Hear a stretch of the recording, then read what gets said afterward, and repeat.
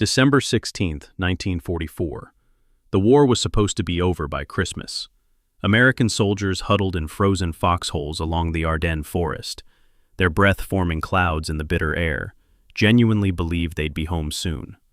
The Nazi war machine was broken, retreating, finished, or so they thought.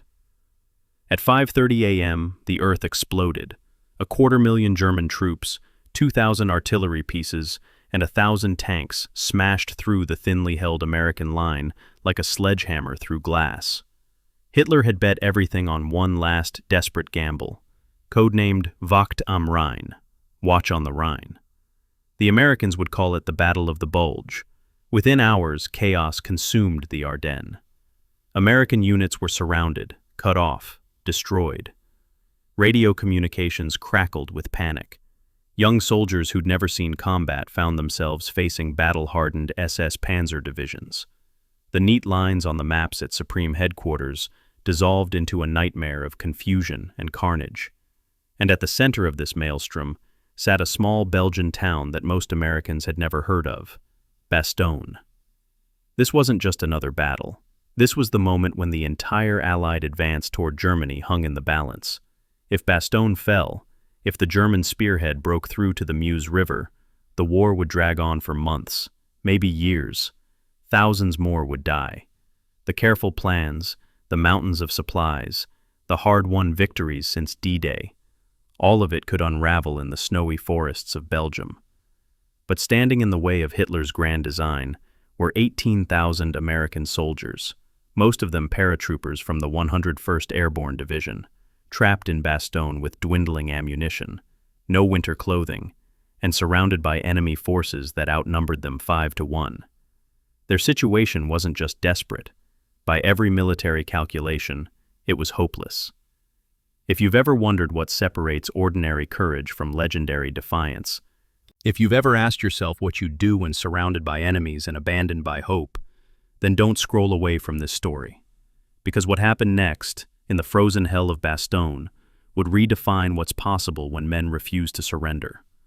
Hit that subscribe button right now, because the story you're about to hear proves that the greatest victories come from the darkest moments.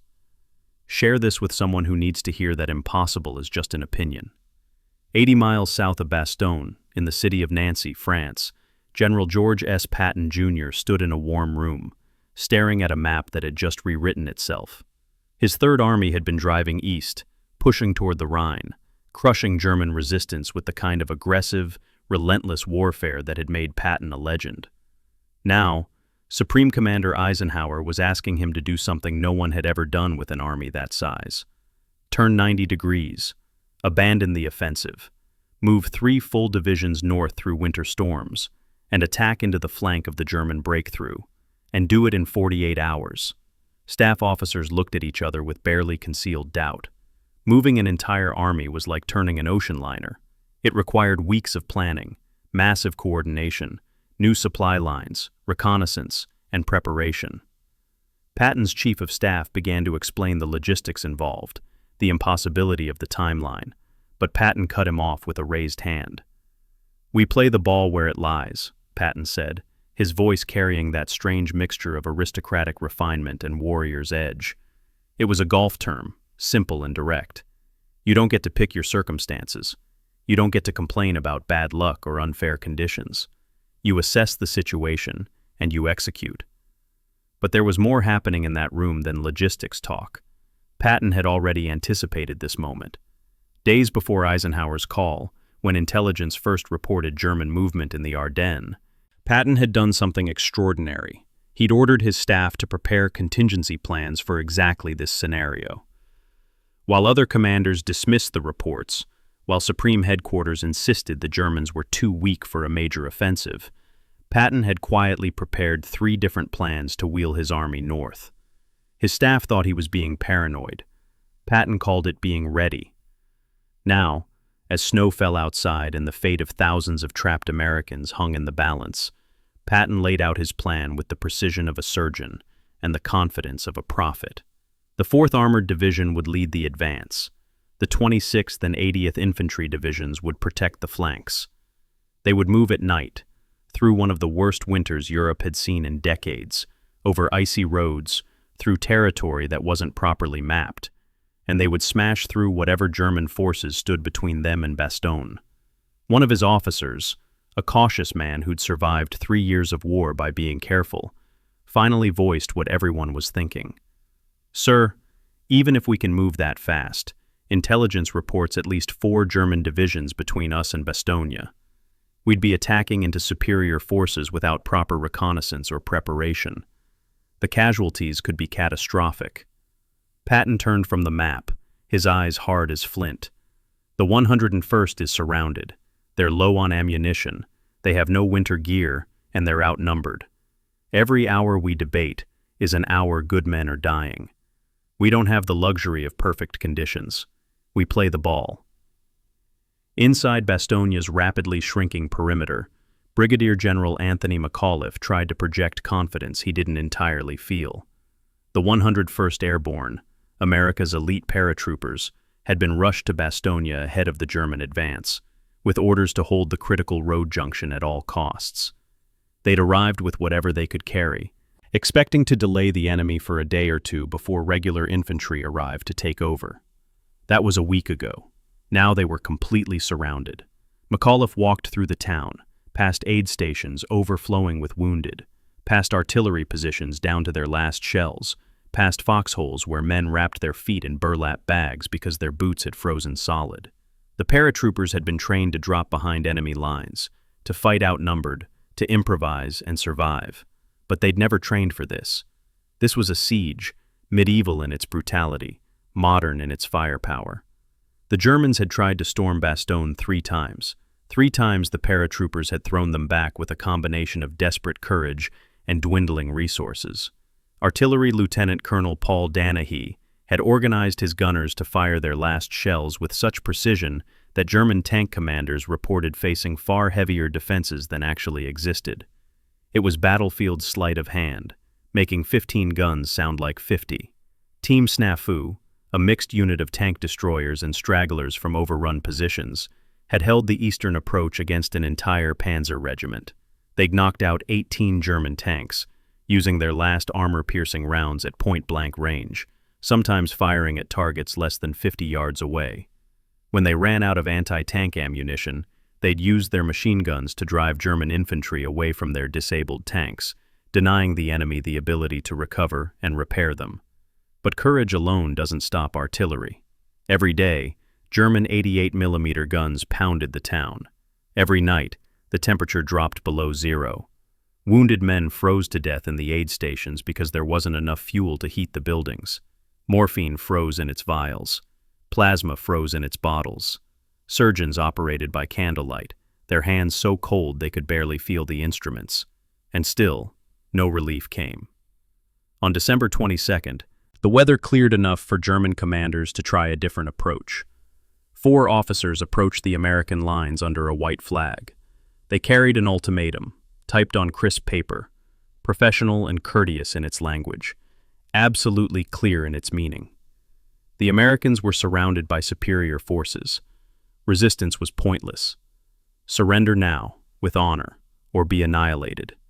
The German officers waited, expecting the rational response. They'd seen the American positions.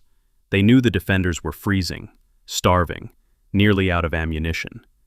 Any competent commander would recognize the mathematics of the situation and spare his men needless suffering. They didn't know Anthony McAuliffe. When McAuliffe read the German surrender demand, his response entered military legend with a single word: nuts. His staff officers, exhausted and punchy from days without sleep, laughed until tears ran down their faces. It was absurd, almost childish in its simplicity, and absolutely perfect in its defiance. But when the German officers received the typed response, they were confused. Nuts? What did it mean? Was it affirmative or negative? The American officer who delivered the message clarified. It means go to hell. The Germans returned to their lines, and McAuliffe returned to the impossible task of holding Bastogne with an army that was running on fumes and frozen determination. He didn't tell his men how desperate their situation had become. He didn't mention that they were down to 10 rounds of artillery ammunition per gun, that the medical supplies were nearly exhausted, that there was no realistic hope of resupply. Instead, he had his response to the Germans distributed to every unit in the perimeter. Men read it in frozen foxholes, passed it from hand to hand, and something shifted. They were still surrounded, still freezing, still facing impossible odds. But now they knew their commander understood exactly what he was asking of them, and he'd answered the Germans with the same defiance he expected from his troops. Nuts. It wasn't military protocol. It wasn't textbook leadership. It was human, authentic, and it told those paratroopers everything they needed to know. They weren't surrendering. They were fighting. That night, the temperature dropped to -8 degrees Fahrenheit. German artillery increased. Panzer units probed the perimeter at 5 different points. In the town center, McAuliffe gathered his senior officers around a map illuminated by a single kerosene lamp.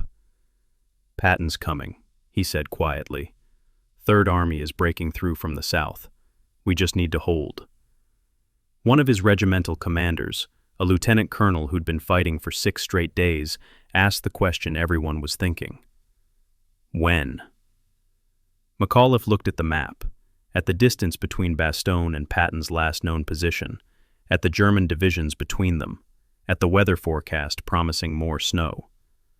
"Soon," he said, with more confidence than he felt. "We play the ball we've been dealt. We hold."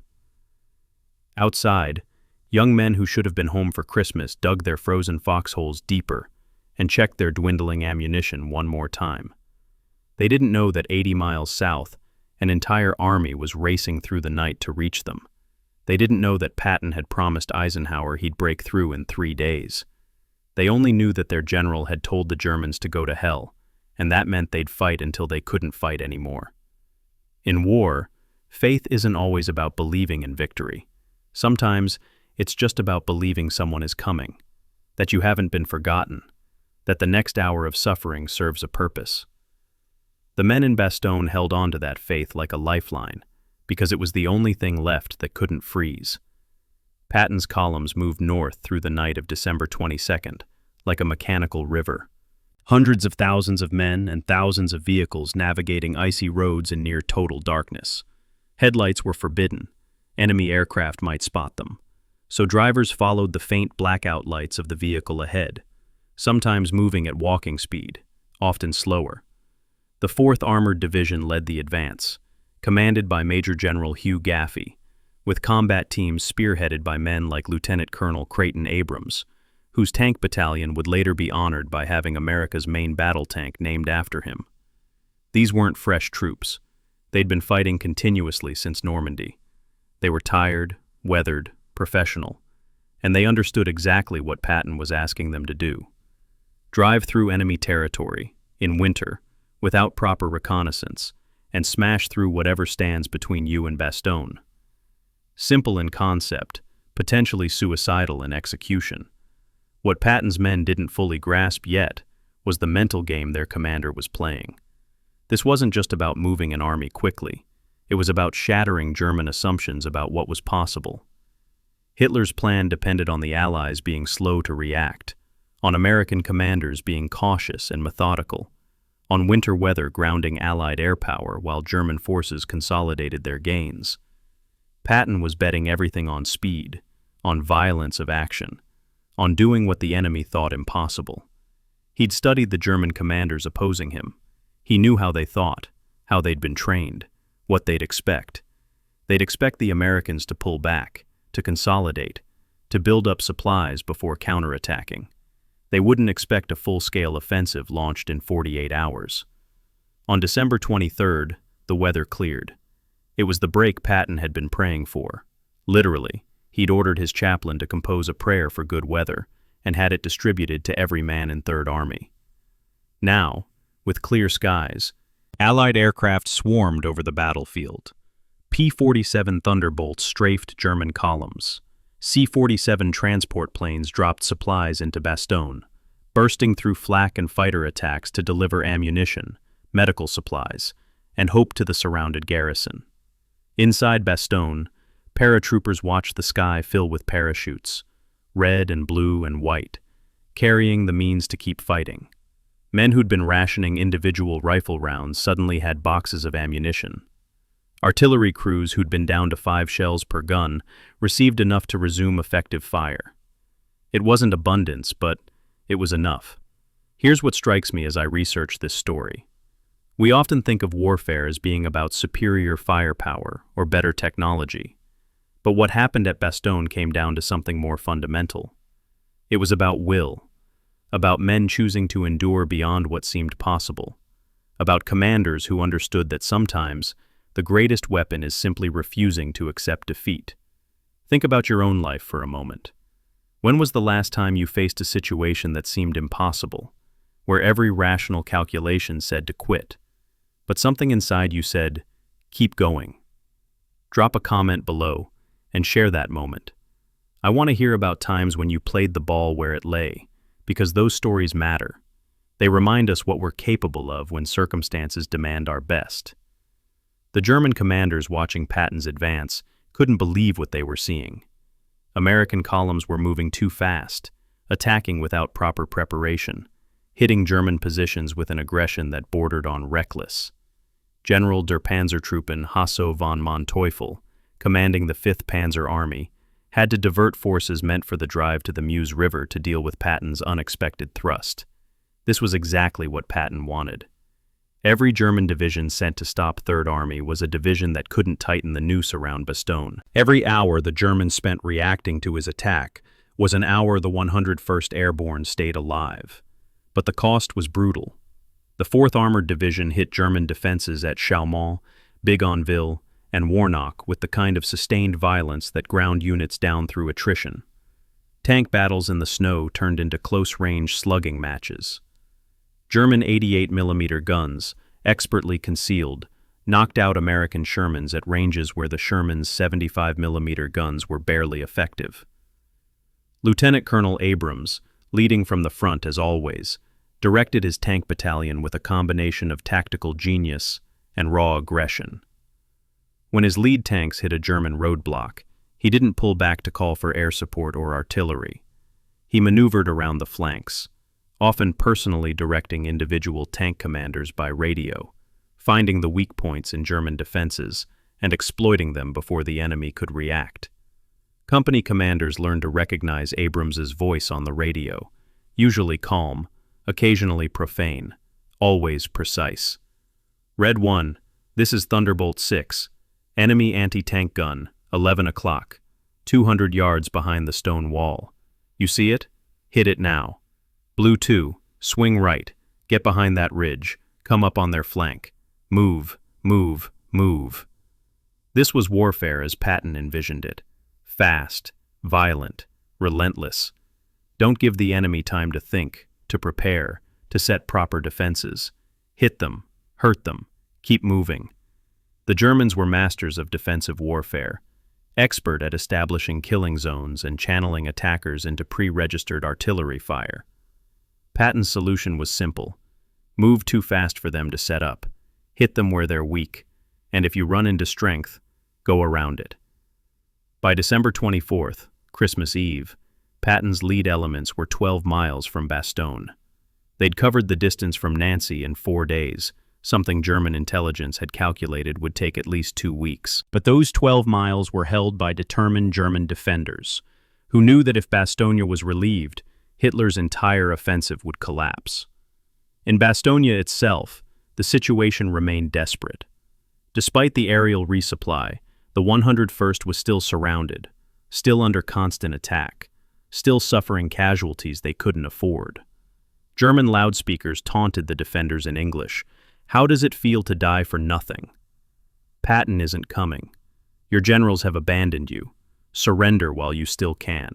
McAuliffe's response was to organize a Christmas Eve service, held in a bombed-out church, attended by mud-caked paratroopers who sang hymns while German artillery rumbled in the distance. It was defiance, rendered as worship, faith expressed through endurance. If they were going to die in Bastogne, they'd die as men who'd never stopped being human, never let the circumstances strip away their dignity. December 26th, 1944, dawned cold and clear. In Bastogne, the 101st Airborne was in its 10th day of siege.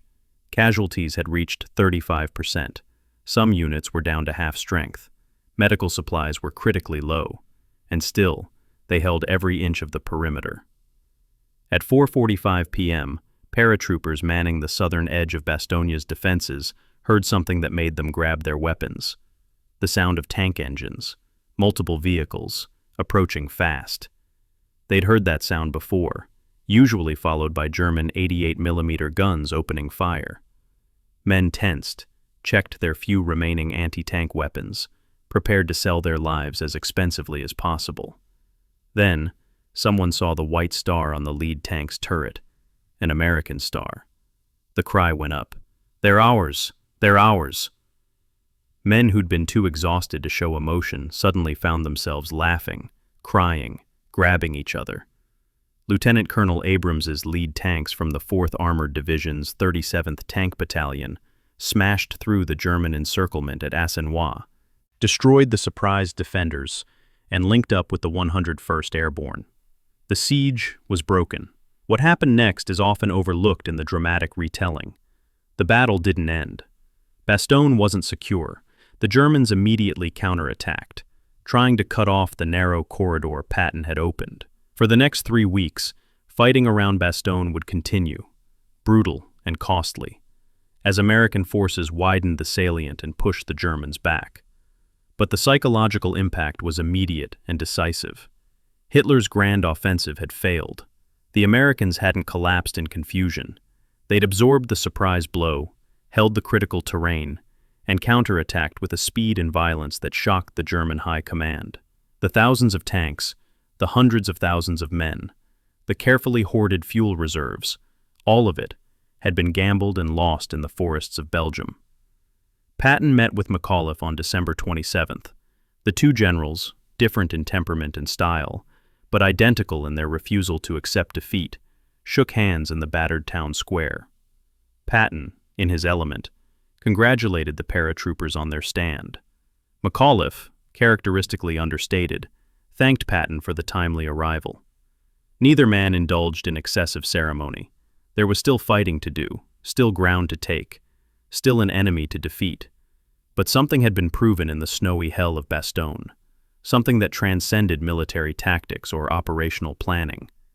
It was the simple truth that will matters, that determination can multiply combat power, that men fighting for each other can accomplish what every rational calculation says is impossible.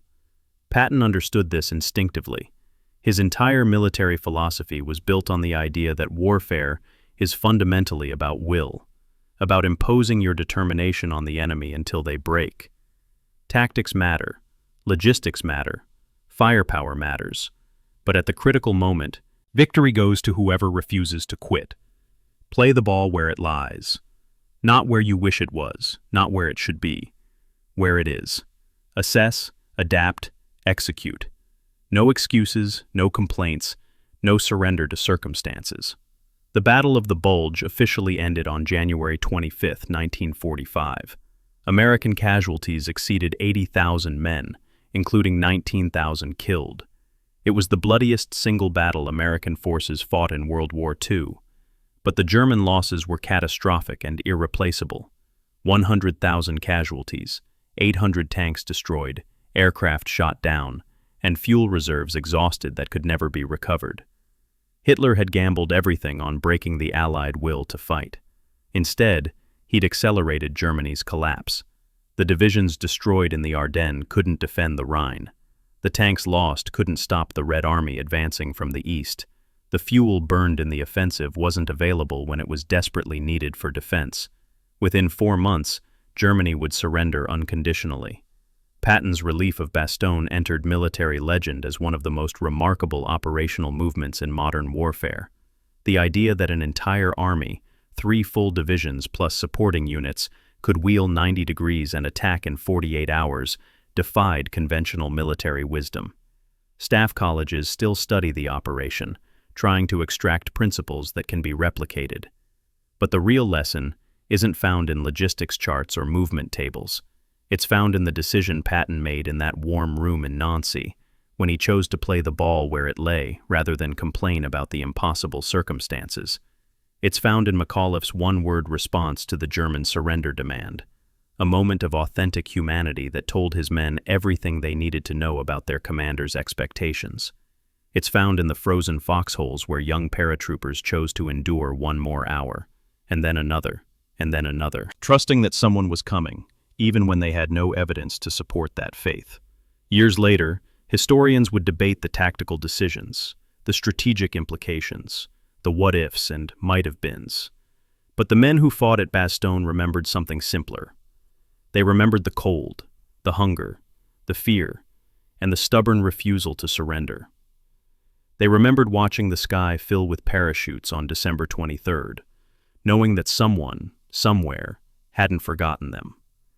They remembered the sound of American tank engines on December 26th, the proof that faith had been rewarded. George S. Patton died in December 1945, killed in a car accident in occupied Germany, just months after the war's end. He never got to enjoy the peace he'd fought so hard to achieve, but his legacy lived on in the principles he demonstrated at Bastogne. Speed matters. Aggression matters. Will matters most of all. Anthony McAuliffe survived the war, rose to the rank of four-star general, and spent the rest of his life slightly embarrassed by the fame his one-word response had generated. He insisted he wasn't being particularly eloquent or dramatic, that nuts was simply the first thing that came to mind when he read the German ultimatum. But that authenticity, that unscripted humanity, was precisely what made it perfect. The lesson of Bastogne isn't that courage always triumphs, or that determination guarantees victory. Men of equal courage fought on both sides. Germans died, just as cold and just as far from home as Americans. The lesson is simpler and more profound. When you're surrounded by circumstances you didn't choose, facing odds you can't control, you still have agency. You still get to decide how you respond. You can surrender to the situation, accept defeat as inevitable, or you can play the ball where it lies. You can assess what you have, not what you wish you had, and execute with everything you've got. You can choose to be the person who holds the line one more hour, who takes one more step forward, who refuses to let impossible circumstances define your response. In that frozen Belgian town, 18,000 men held because they chose to hold. 80 miles south, an entire army moved because their commander demanded the impossible, and then showed them how to achieve it. And the connection between those two acts of will, that refusal to accept defeat, changed the course of the war, and demonstrated something timeless about human capability. We live in a time that often feels overwhelming, where circumstances seem beyond our control, where the gap between where we are and where we want to be appears impossible to cross. The Battle of Bastogne can't solve those problems, but it can remind us that we're capable of more than we think, that will matters, that choosing to fight when quitting seems rational is sometimes the most powerful decision we can make. If this story moved you, if it reminded you of something important about resilience and determination, then share it. Send it to someone who's facing their own Bastogne, their own impossible circumstances, their own moment of decision. Hit that subscribe button, because stories like this matter. They connect us to something larger than ourselves, to a tradition of ordinary people who did extraordinary things simply by refusing to quit. The ball is where it lies. The only question is, how will you play it?